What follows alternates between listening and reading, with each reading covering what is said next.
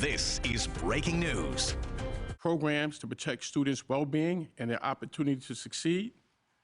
The NYPD will be discussing the recap of this summer, Labor Day weekend, Juve, and also some back-to-school partnerships with the NYPD. And with that, I will turn it over to the Mayor of the City of New York, Mayor Adams.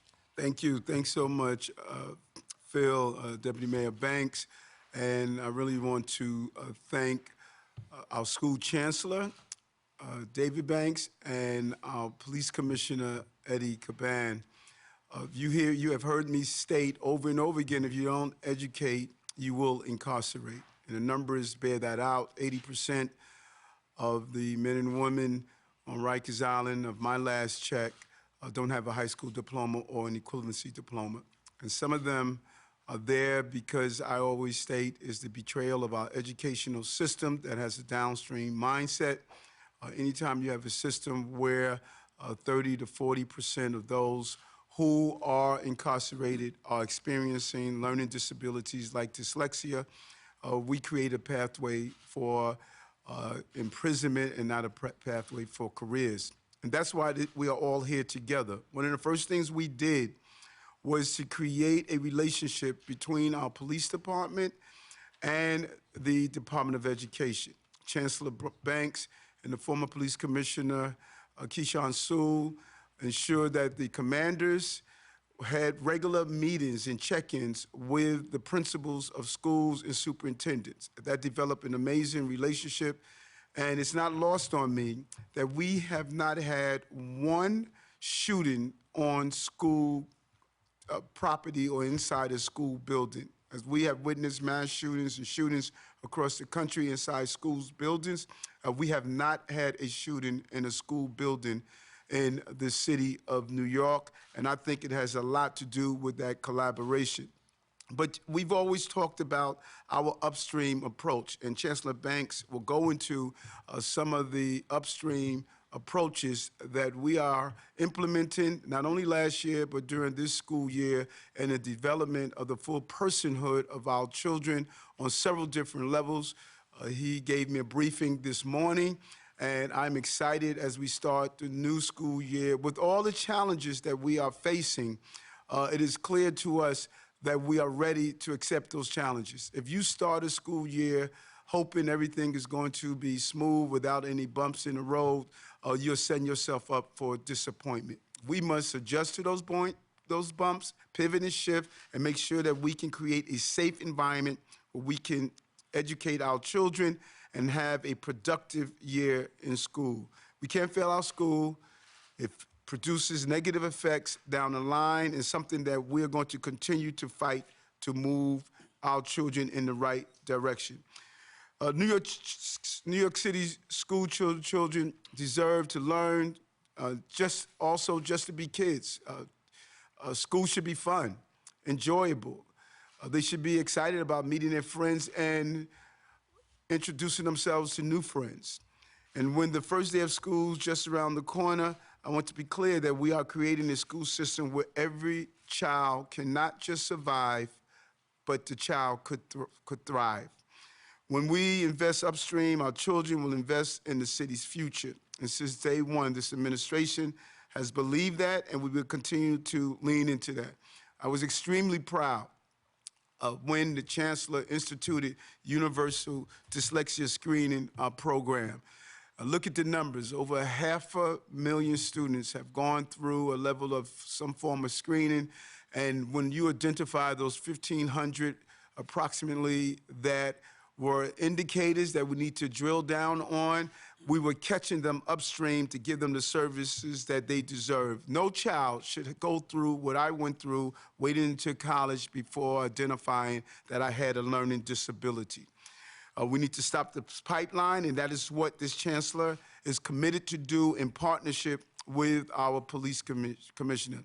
And reading and math are the foundation of everything we do, so we are also making a historic shift in the way we teach our young people reading and math through New York City Reads. This is an extremely exciting pivot in what we have been doing for far so long, making literacy, reading, and math instruction the core focus of our public schools. Now, for some of our children, the breakfast and lunch they eat at school are their only meals. Think about that. Breakfast and lunch for many of our children. That is the most important meal for them, and it is the most stable meal that they receive.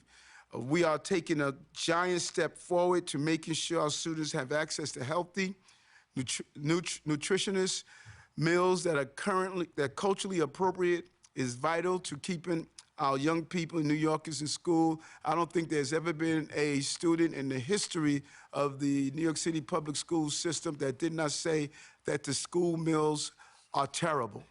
We want to turn that around. We want them to enjoy the meals, to be part of the engagement, looking at the cafeterias, changing the lunchroom experience.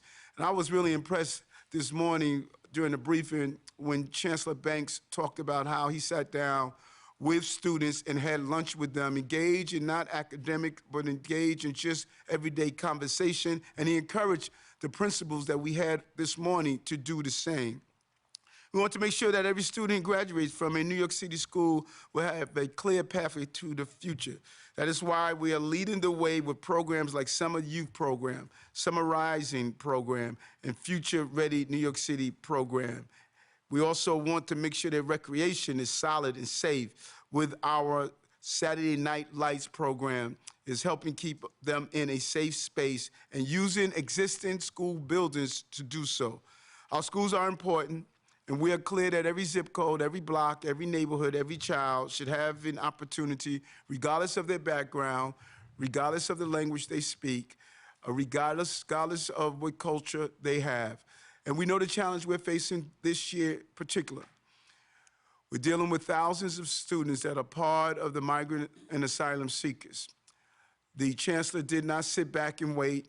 His team spent the entire summer making sure that we can make some of the technical changes within the department, the New York City Public Schools, to provide the proper instruction, education, language, possibilities, and translation. All of those services we took into account throughout this entire summer. We did not wait and become reactionary.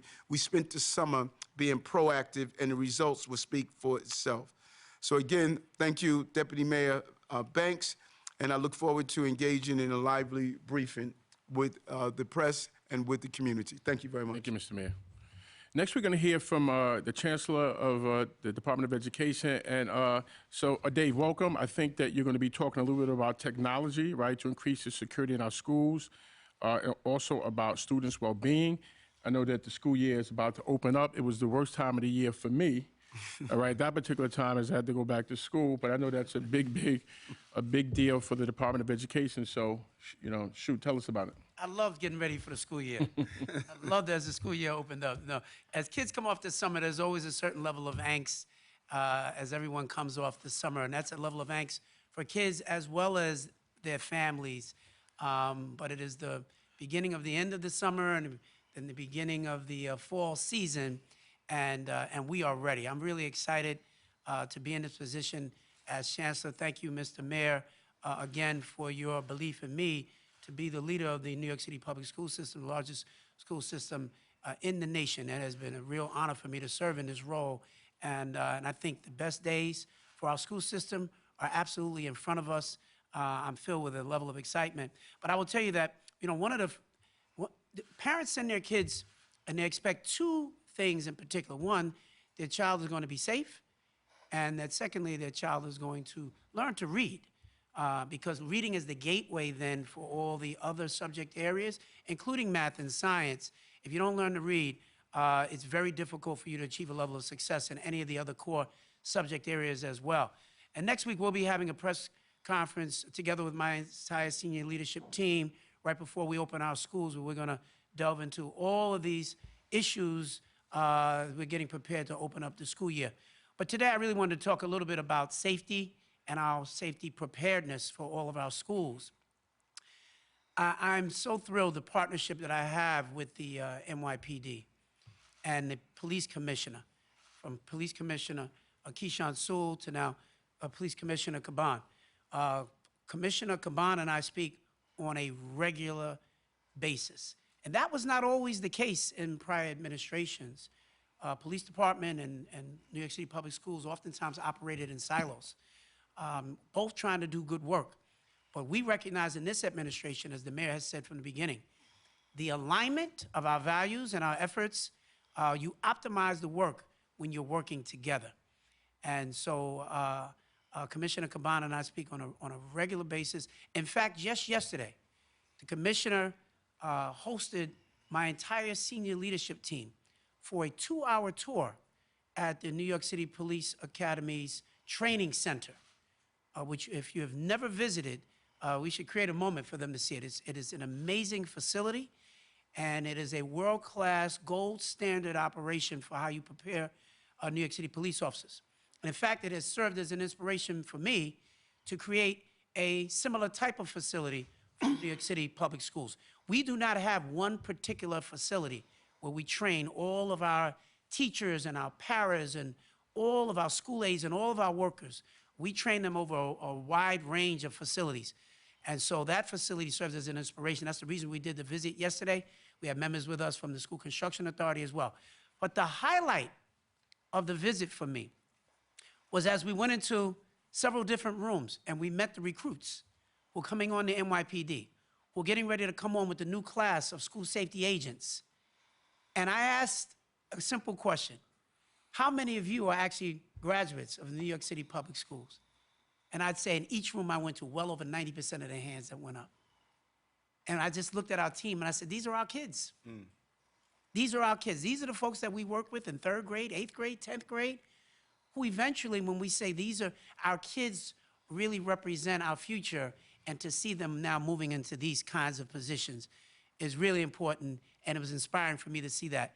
And I saw at least 3 young men from the Eagle Academy. And those of you know, I helped to start the Eagle Academies and the Bronx School for Law, Government, and Justice, where I served as principal before the Eagle Academy.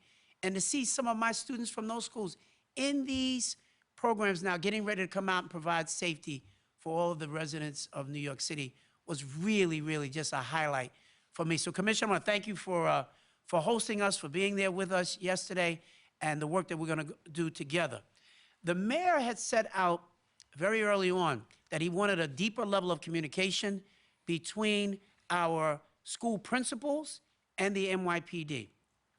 And so during the last semester, the mayor convened a Zoom with every principal in New York City, over 1,800 principals, together with every commanding officer from the New York City Police Department who oversees a particular precinct. And together what we decided to do was that there would be a weekly Zoom with the commanding officer of the precinct. Every commanding officer probably has anywhere from 25 to 35 schools in their command. Those folks ought to be talking to each other. We're not trying to militarize our schools, and we're not doing that. We're not trying to over-police our schools, and we're not doing that. But what we are doing, at the behest of our mayor, was to say enhance a level of communication so that the principals, when they are seeing things that are happening in their schools, if they're seeing other kids coming to their school trying to create problems after school, who do they alert? And so we can alert the commanding officer of the precinct, give them a heads up, and they can help to connect those dots. That enhanced level of communication has already shown, I think, a marked improvement during the last semester of the school year. And so very, very happy. We're going to continue to do that. We're adding into that now. The borough commanders will be meeting regularly with school superintendents. And so we're enhancing a deeper level of communication as well to fortify the gains that we've already made and to ensure that our kids are going to continue to be safe. So, so that's one piece that we're doing. The other thing that we're really excited about, and we've made multi-million-dollar level of investment in this, is our door locking system. We have seen all across the nation these folks who've come into public schools and have created a level of violence where many of our young people have died, and we continue to offer up our thoughts and prayers. We want to make sure that we're doing everything in New York City to prevent that from ever happening here. And so, as the mayor said, we're proud that we have not had that, knock on wood, but beyond knocking on wood, you got to prepare, and you work hard, and you communicate. And one of the things that we're doing is we're we're launching our door locking system. And so starting with this school year, which includes for us, our phase one has over 722 schools. How many schools, Mark, we have? 744 elementary schools. A part of our phase one work, we will be locking the front door of the schools after the students are already in the school. It's not meant to keep parents away. It's a door locking system and it's a camera system. So after the school day has begun and that front door locks, anyone who shows up at the school will press the buzzer. They will be seen on camera by the school safety agent at the front door. They will be able to communicate with them. They will present their ID and the reason for them being there before we gain entry. The mayor and I visited a school in Queens last year where we had a young man who was released from a facility and within moments of being released from that facility entered into one of our schools. And were it not for the hard work of that school safety agent and the principal who together wrestled this person to the ground, they might have created all kinds of harm for our babies in that school. We want to prevent that from happening in the first place. And so by this spring, we will have completed this work for all of our elementary schools, and then we will begin the work for our middle schools and our high schools. But we certainly want to start with our youngest children first in doing that. And so that door locking system has taken place. We have a number of schools we've already put in place, but by the spring, we'll have completed the work for every elementary school in the city.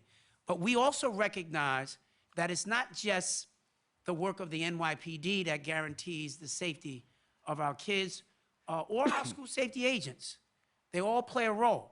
But we need our community to be actively involved and engaged, and that's one of the reasons why last year we launched Project Pivot.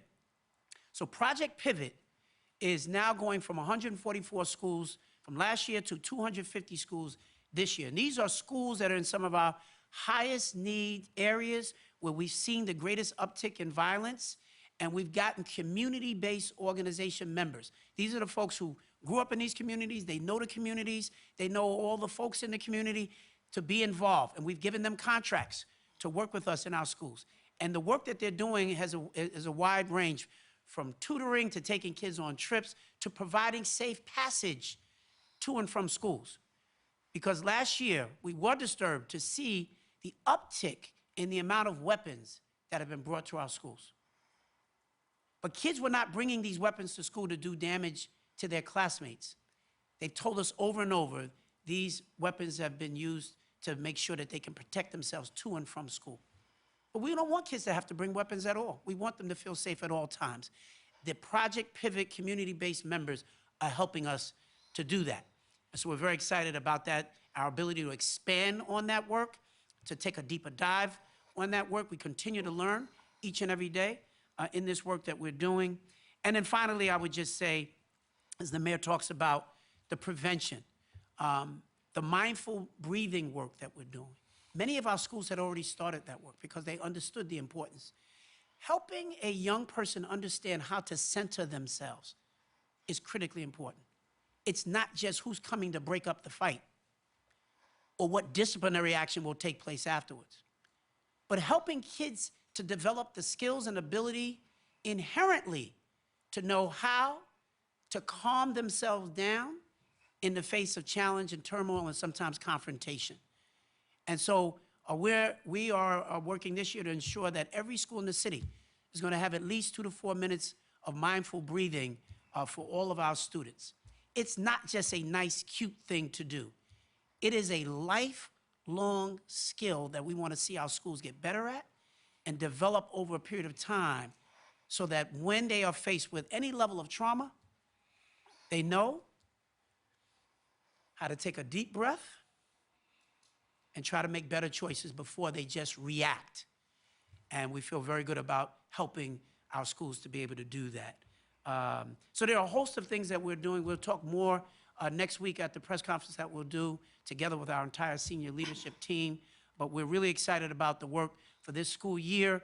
It marks the beginning of my second full year as chancellor, and I'm thrilled to work together with the police commissioner, together with the deputy mayor who I know a little bit as well. And I think that all of this together enhances the level of communication, which gives us the best chance to continue to be successful. Thank you. Thank you, Chancellor. Okay, Commissioner, how you doing? I'm doing good. Very good. I know that we're going to talk a little bit about the recap of the summer, right? And I know that it was, from a violence perspective, we are really heading in the right direction, like a lot of progress. And you've been there since the beginning. Labor Day weekend coming up, so we know we got Juve. It's always a challenge, and the West Indian Day Parade. And of course, you're going to talk a little bit about your partnership with the DOE, So good morning, everyone, and thank you for having me. I want to echo the Chancellor's sentiments and thank you for your continued partnership.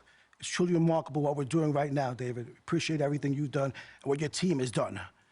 You know, what we're seeing at the arrival of the school year and the conclusion of the summer, we're seeing it coinciding with the continued reduction in violence in New York City.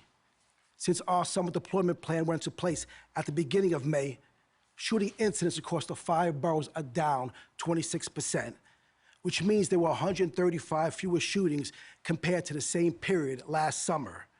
The result is 193 fewer people struck by gunfire this summer. We will also continue to see declines in murders. So far this year, we had 27 fewer murders citywide. When I look at it, these trends should come as no surprise to anyone.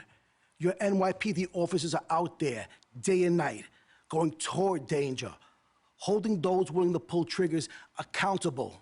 So far this year, we've taken over 3,000 guns, and we've made over 3,000 gun arrests in New York City this year alone. And this weekend, as the city gears up to celebrate Juve, the NYPD will be doing the same. In the name of public safety, we will not let up. There will be thousands of officers deployed in and around the West Indian American Day Parade route. And as I mentioned yesterday, we want everyone to come out and enjoy themselves and have a wonderful time. And the reduction in violence we are seeing as the summer draws to a close is an excellent backdrop to the start of the school year. My team and I are in regular communication with Chancellor Banks and his managers.